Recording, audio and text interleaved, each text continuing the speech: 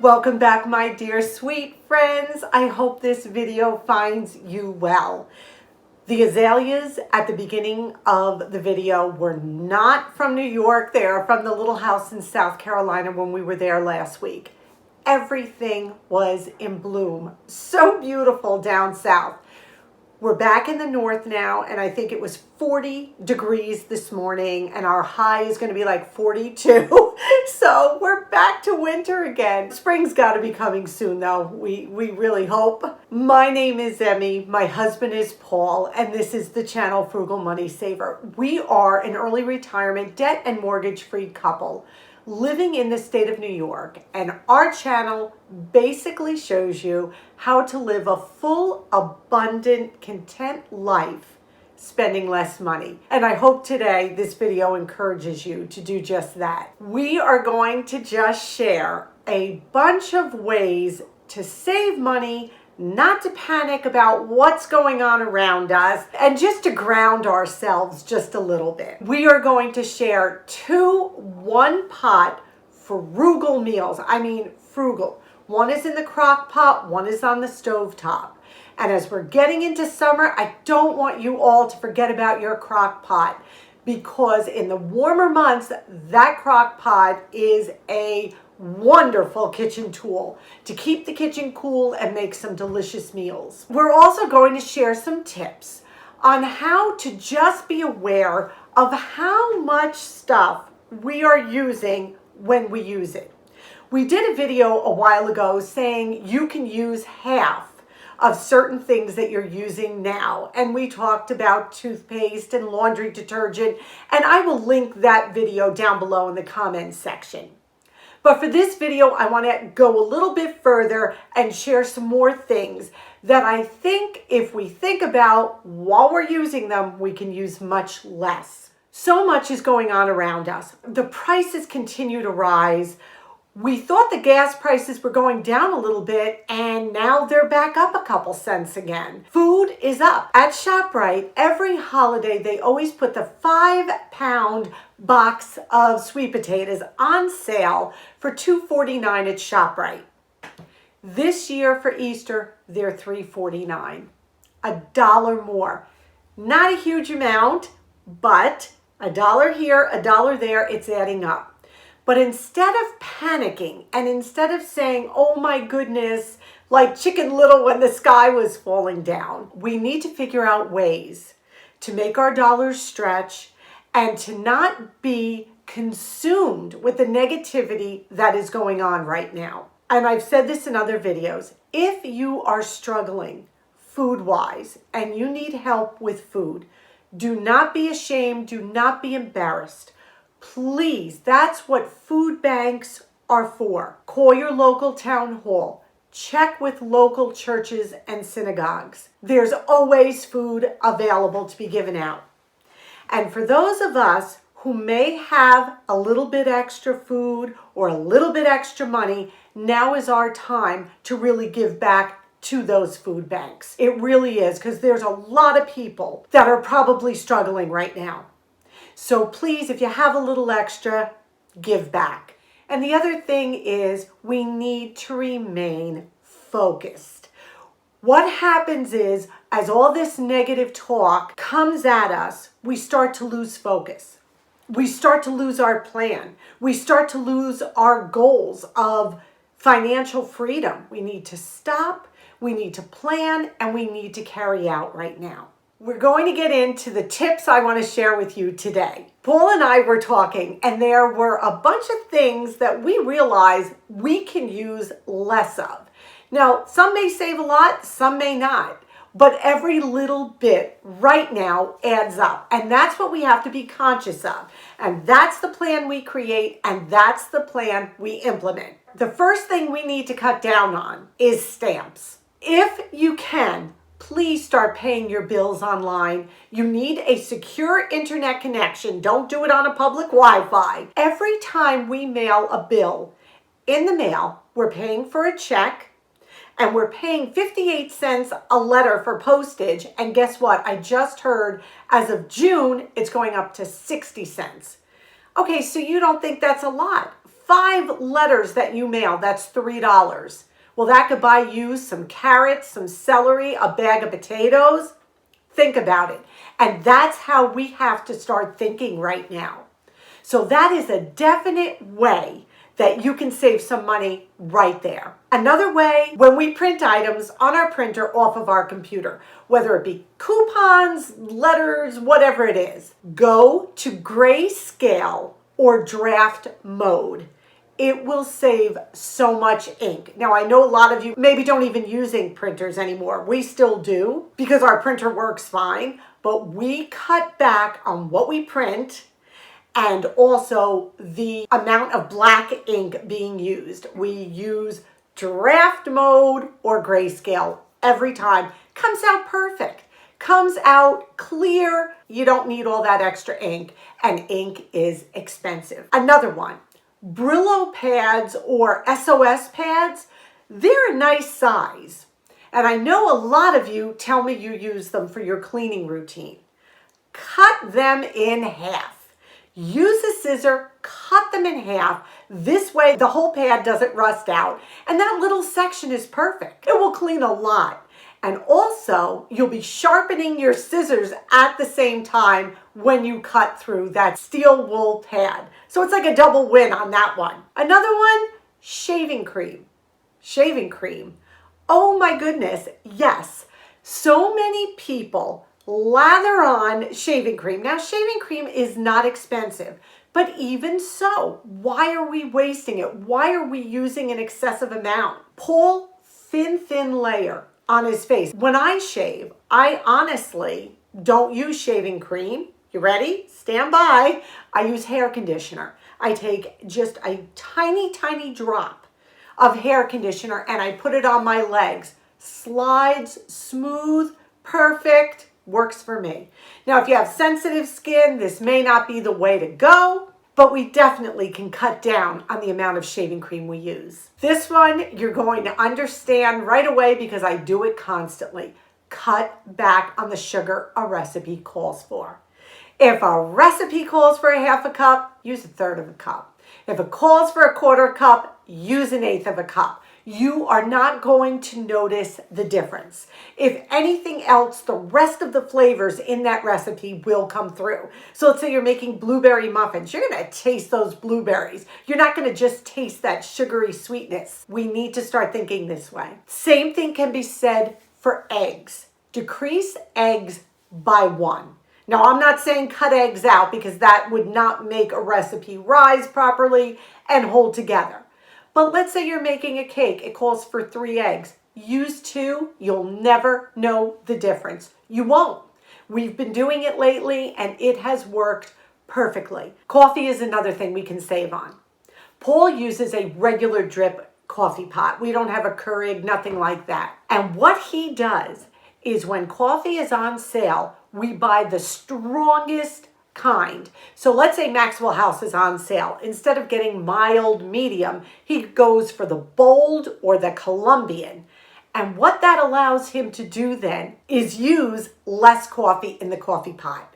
It comes out just as strong, just as delicious, but you're using so much less. And now I'm not talking caffeine wise. We're talking about the roast and the flavor of the bean. Exactly. This is one that Paul is constantly on me about. I tend to full force water when I do anything. Let's say I'm washing the dishes. It's on hot water, full force. And he's like, Em, you can cut back on the pressure of the water a little bit. I am notorious for this. So cut back on the pressure of your water. You're automatically going to use less if it's not coming out full force. It still does the same job, still washes, still rinses. Cut back on the water pressure and how much water we use, even if you have a well. It's just smart sense. Paper. Stop throwing out junk mail envelopes. Stop throwing out junk mail that has a blank white piece of page on the other side. I have all little sizes. I'm always cutting paper to save paper. First of all, it is not good for the environment that we use paper toss. And so much junk mail comes in the mail today. Not only will it save you money that you're not buying pads of paper, but you are using something over again. I'm saving paper, I'm saving money, and I'm saving a couple trees. So that's another good one. Another thing I want you to do less of is shopping online. I'm not saying any more about that. That's all I'm going to say. But shopping online, let's do less of that. Right there, that Amazon, I'm going to bring it up again, makes it so easy for us to just put things in the cart and check out. Stay away. Even if you cut your online shopping in half, it still will save you something. And the last one is I want you to worry less. I really want you to worry less. What is going on around us is going on. And the way we approach it is going to be either detrimental or helpful. There are so many ways we can save if you just seriously stop and think about it.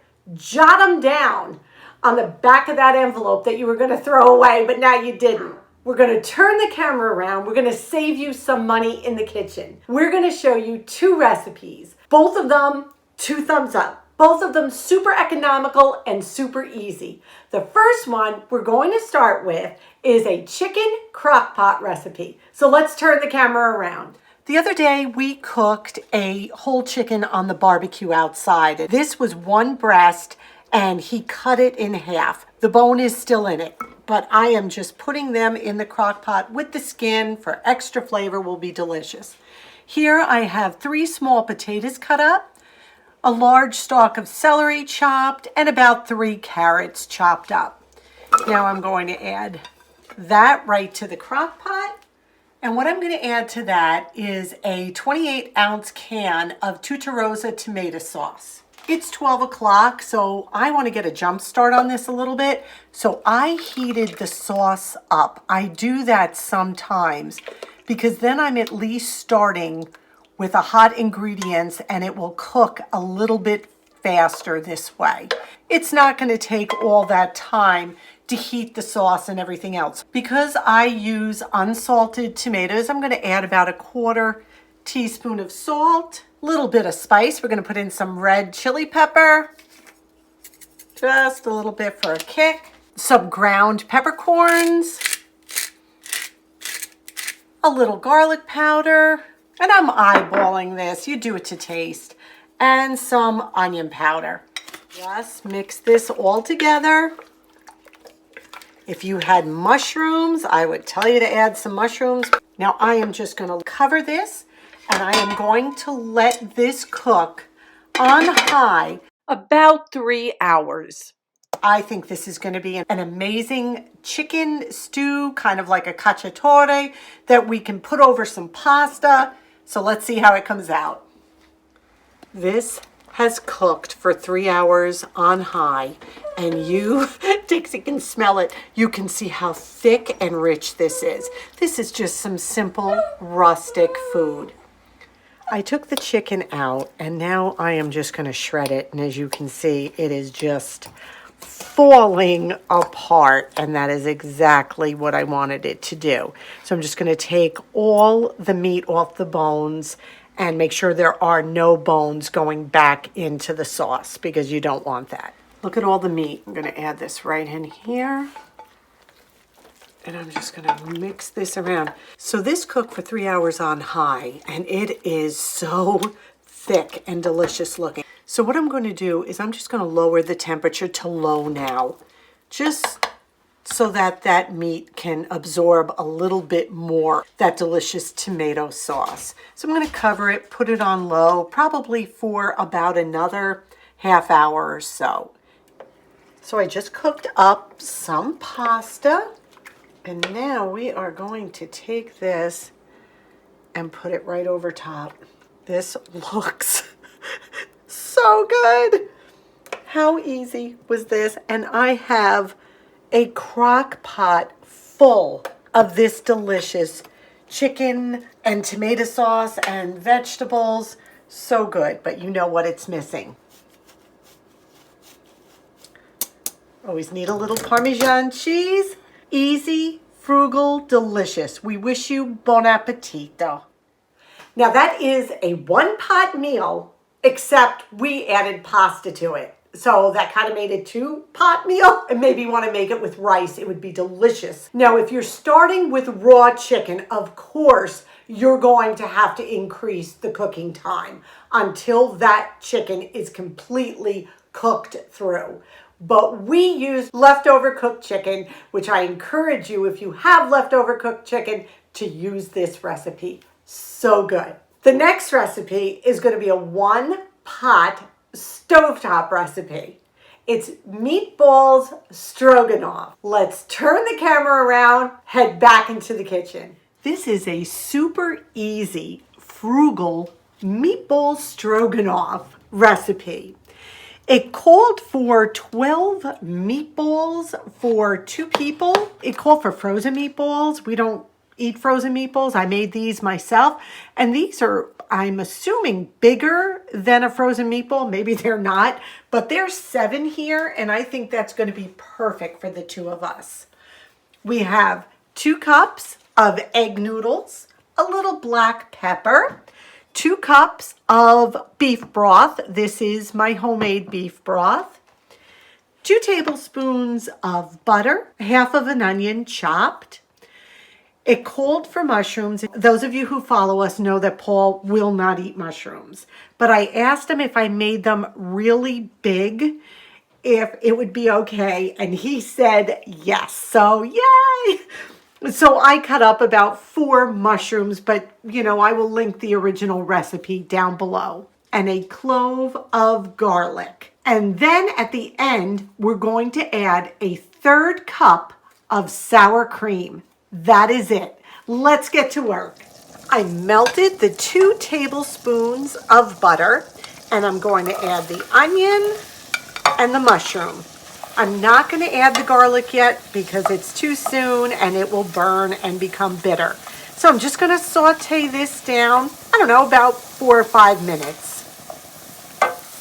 I cooked the mushrooms and the onions for about 4 minutes. Now I'm adding a clove of crushed garlic. And we're just going to let that heat through till it's fragrant. Just a couple of seconds. The heat is on medium and I'm adding my 2 cups of beef stock.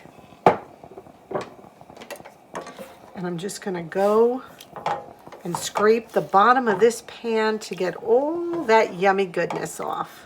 This is such an easy, frugal meal. I'm hoping it tastes really good. Going to add the 2 cups of egg noodles, and I'm using medium noodles. We're going to cook these till they boil, and then we're going to lower the heat to about medium. We're going to cook it for about 9 minutes uncovered until most of the broth has been absorbed by the noodles. So this has been cooking about 5 minutes, and now I'm going to add the meatballs just so they heat through. They are fully cooked. We just want to heat them through with all that delicious flavor. You can see that the broth is starting to evaporate. Okay, we got about 4 minutes left. I'm going to just continue to let that cook. And I forgot to add the black pepper earlier. So I just did that now. Never too late, right?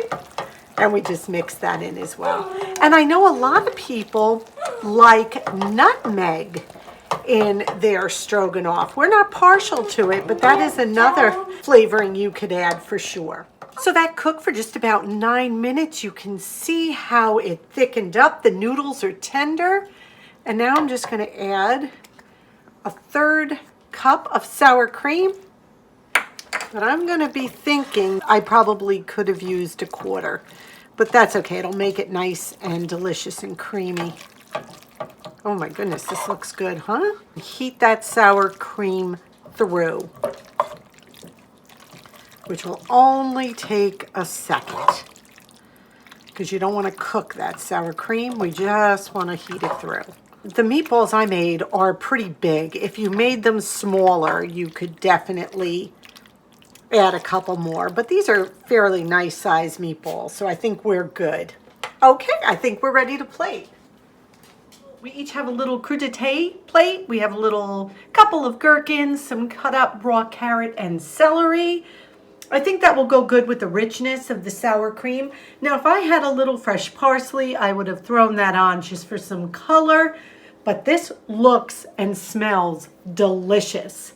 So we're going to give it a taste and we'll let you know how it is. Both of these were 2 thumbs up. So easy, frugal, economical, money saving, whatever kind of adjective you want to add. I did not mention though, when you're doing the meatball stroganoff on the stove, make sure you keep stirring it. You didn't see me, but I kept stirring it because you don't want those noodles to stick. It was so good. So both of them, I encourage you to try. Original will be linked down below. Today's comment of the day.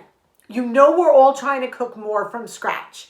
And one thing that I am trying to really get away from is bottled salad dressing, bottled sauces. What your job will be is share your special delicious salad dressing, sauce recipe, something like that, an add-on that we can make ourselves and not have to buy bottled. Now, for those of you who have a really good homemade ranch recipe, bring it on, because I have yet to find a ranch salad dressing that is really good tasting. Paul loves blue cheese, French, Russian dressings, all kinds of sauces, whatever you have that you could share with us. Simple, easy, frugal. Bring them on. Not only will you bless us, you'll bless our viewers as well. We hope you enjoyed this video.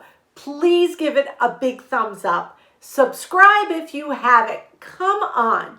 We have said this for years. We're a family here. So be part of our family. We would love to have you. Don't forget to comment. We ask you to stay well. We ask you to be safe. And above all, remember we love you and we wish you blessings. Until our next video. See you soon.